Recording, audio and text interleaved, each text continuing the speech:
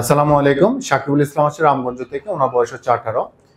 উনি আসছে রামগঞ্জ থেকে। উনি আপনার ছিল ডাক্তার ইমাম হোসেন প্রেসক্রিপশন মাধ্যমে উনি কন্টিনিউ করছিল আজকে 3 সপ্তাহ। তো ওনার বাবা থেকে আমরা শুনবো উনি কিভাবে আমাদের এখানে আসছে, কিভাবে জীবন আলো হাসপাতালে আসছে, ওনার বাবা থেকে শুনবো। আসসালামু আলাইকুম। আচ্ছা, আপনি কিভাবে আমাদের এই জীবন আলো হাসপাতালে আপনি কিভাবে গাইডলাইনটা পাইছেন? ফেসবুকে ওনার এই ইয়েটা পাইছি, আজ থেকে প্রায় 3-4 মাস আগে পাইছি। পাওয়ার পরে আমি যাই হোক একদিন ফোনে যোগাযোগ করলাম, যোগাযোগ করার পরে বললো যে ঠিক আছে আপনি ওরে নিয়ে আসেন, আসে স্যারকে আগে দেখান। পরে আমি ওকে নাই না, আমি নিজে আগে আসি আমি জানার জন্য। এরপর আসি আমি সরাসরি স্যারের সাথে কথা বলি স্যারে বললাম সব, এবং তার কিছু ভিডিও আমি তখন কোন স্যারকে দেখাইছিলেন? ইমাম হোসেন স্যারকে। আচ্ছা, ইমাম হোসেন স্যারকে দেখাইছি এবং তার ভিডিও করে আনছি। আনি স্যারে বললেন স্যার এই অবস্থা, এখন কি করা? পরে স্যার ওগুলো দেখার পর বললো যে ঠিক আছে তাহলে ওকে নিয়ে আসেন। হ্যাঁ, কোন হাসপাতালে নিয়ে আসেন আপনি? আমি মাইজদি জীবন আলো হাসপাতালে নিয়ে আসেন। ওকে, ঠিক আছে।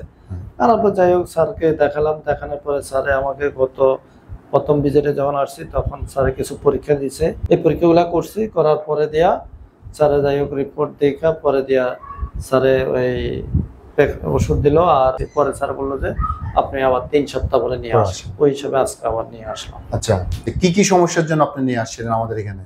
সমস্যা তো নিয়ে আসছে, 1 নম্বর সেতে এখনো বসতে পারতেছে না, দাঁড়াইতে পারতেছে না, হাঁটতে পারতেছে না, কথাও ক্লিয়ার বলতে পারতেছে না।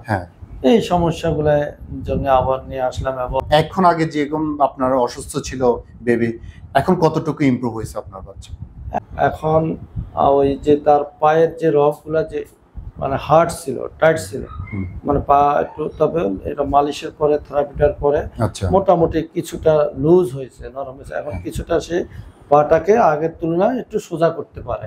মানে আগে হাত পা গুলা যেরকম টাইট ছিল এখন সফট হয়েছে, একটু কিছুটা সফট হয়েছে ডাক্তার ইমাম হোসেনের মাধ্যমে।